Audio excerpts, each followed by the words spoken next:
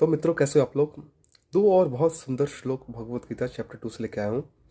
पिछले श्लोक में हमने बताया था कि शांति कौन प्राप्त कर सकता है, उसके लिए कैसे अपनी सारी इंद्रियों को हमें अपने आप को बेसिकली समुद्र की तरह बनाना चाहिए कि जी अगर डिस्ट्रैक्शंस के लिए चीज़ें आती हैं, भोग विलास की चीज़ें आती हैं, तो उसमें हम विचलित ना हो।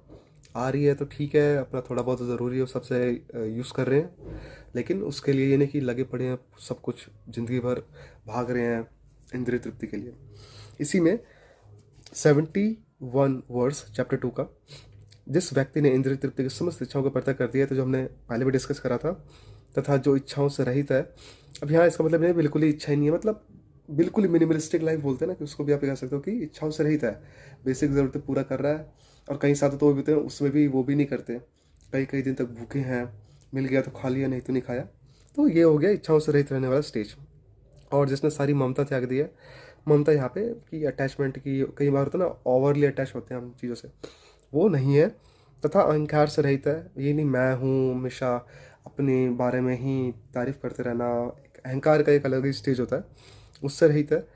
वो बेसिकली अपने आप को देखता है कि भगवान मुझसे सारा कार्य करवा रहे हैं, तो उस हिसाब उस भाव से वो जीव रहता है।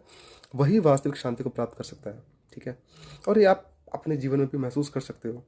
अगर आप किसी साधु संत से मिले हो तो आपको दिख जाता है कि इसमें कितना अहंकार है, या कोई बिल्कुल बिल्कुल अहंकार रहित है, सब कुछ सारा क्रेडिट लिटरली भगवान को देता है। ये नहीं कि कहने के लिए भगवान को दे रहा है, वो लिटरली सारा क्रेडिट भगवान को देता है, उसका वो भाव है।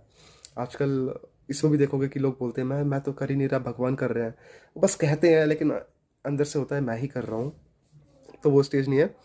और इसी में आगे 72वें श्लोक में भगवान ने कहा है कि यही आध्यात्मिक तथा ईश्वरीय जीवन का पथ है, जिसे प्राप्त करके मनुष्य मोहित नहीं होता, और जो इस स्टेज में मृत्यु के समय रहता है, वो ब्रह्म निर्वाण, या आप कहो कि मोक्ष को प्राप्त कर लेता है।